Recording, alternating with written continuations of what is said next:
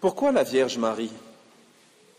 Nous sommes en train de préparer la grande fête de Noël, qui est, par définition, comme c'est l'anniversaire de Jésus, une fête du Christ. Et certains esprits chagrins pourraient dire, depuis le Concile Vatican II, on a mis les saints un petit peu de côté, on a rendu au dimanche sa place importante. Jésus d'abord, Messire Dieu premier servi, aurait dit Jeanne d'Arc. Alors que vient faire la Vierge Marie au milieu de tout ça?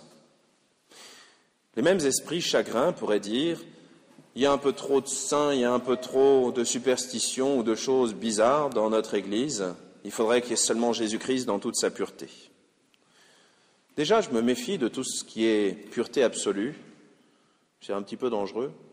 Et ensuite, sauf pour la foi évidemment, et ensuite, je me méfie de ceux qui voudraient laisser de côté Marie. Laissez-moi vous raconter une petite histoire. Il y a quelques dizaines d'années, des missionnaires sont arrivés dans un pays lointain, au fin fond de l'Asie. Je ne sais plus si c'était la Chine ou un autre pays, mais je crois que c'était la Chine. Et ils se sont rendus compte que des missionnaires étaient passés plusieurs siècles avant et qu'ils avaient été mis à la porte parce qu'ils avaient été considérés comme un danger pour l'État. Rien de nouveau sous le soleil.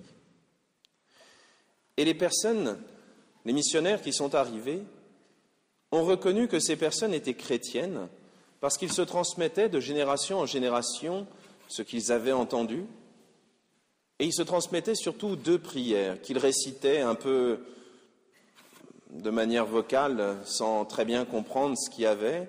Enfin, ils connaissaient le sens des mots, mais ils étaient incapables de dire exactement quel mot en latin correspondait à quel mot en chinois.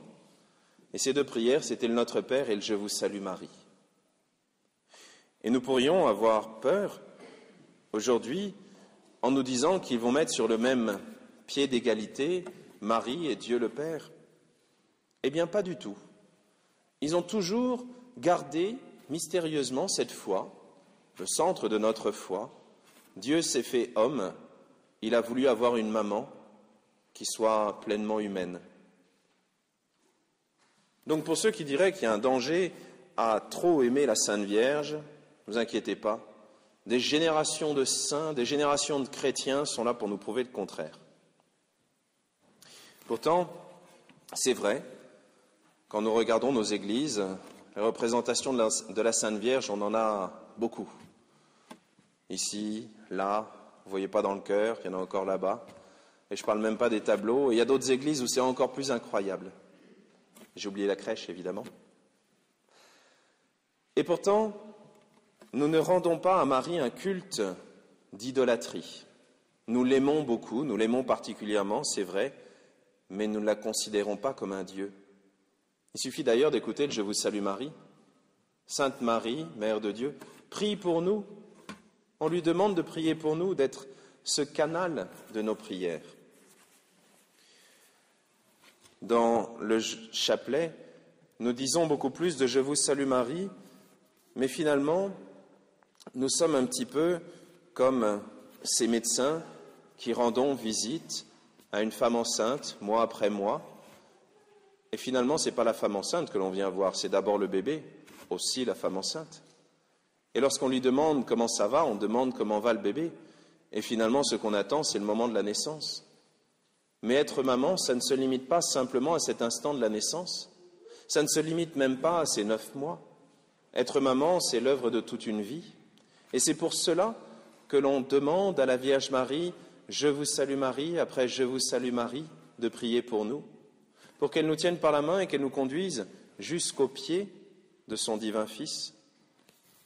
Je pense que lorsque les bergers sont arrivés à la crèche, je pense que lorsque les mages sont arrivés là où était Jésus, celle qui les a accueillis, c'était d'abord Marie, malgré la fatigue, malgré ce que vous voulez, et qui est venue jusqu'à eux et qui les a conduits par la main pour les conduire jusqu'à ce petit enfant. Dans le chapelet, dans toutes les prières mariales, c'est ce que Marie fait. Elle nous conduit. Et c'est ce qui fait la grandeur de la Vierge Marie. C'est qu'elle est capable de n'être qu'un intermédiaire. Pour prendre une autre image, elle n'est qu'un tuyau. La source, c'est le bon Dieu. L'eau vive qu'elle nous donne, c'est le bon Dieu, et elle n'est que le canal. Finalement, la grande vocation de Marie, c'est d'être un panier percé, de recevoir toutes les grâces, je te salue Marie, comblée de grâces, et de les redistribuer aussi secs. Oui, la grandeur de Marie, c'est qu'elle ne sait rien garder pour elle, elle ne sait rien garder comme si elle en était propriétaire, elle ne sait que donner.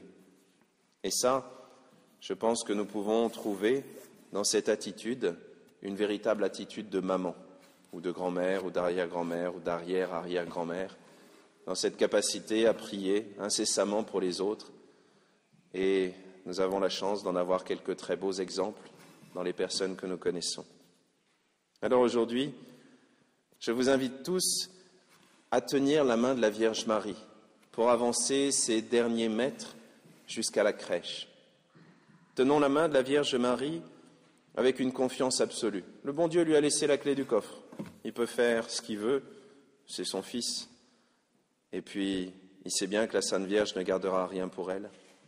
Alors, à notre tour, essayons d'avoir la même attitude qui est profondément chrétienne. Nous avons reçu beaucoup, offrons encore davantage. Parce que lorsque nous offrons, lorsque nous prions les uns pour les autres, la puissance, c'est pas de la magie, vous inquiétez pas, mais la puissance quand même de nos prières est absolument plus grande, infiniment plus grande que si on priait simplement pour nous. Aujourd'hui, c'est ce que nous pouvons demander à la Sainte Vierge, de savoir être des intercesseurs. Et permettez-moi, puisque dans une salle proche, il y a un arbre de Noël qui est organisé, presque semble-t-il comme s'il fallait concurrencer la messe. Nous ne sommes pas des Pères Noël avec une hotte chargée de cadeaux et débordante dans laquelle ils restent et on les distribue au compte-gouttes. Nous sommes vraiment, nous aussi, des paniers percés de la grâce. Nous recevons et nous donnons infiniment, absolument. Et c'est comme ça qu'on comprend que la grâce, c'est un cadeau gratuit du bon Dieu pour tous les hommes sans exception. Et c'est comme ça qu'on lui fera porter du fruit aussi pour nous. Amen.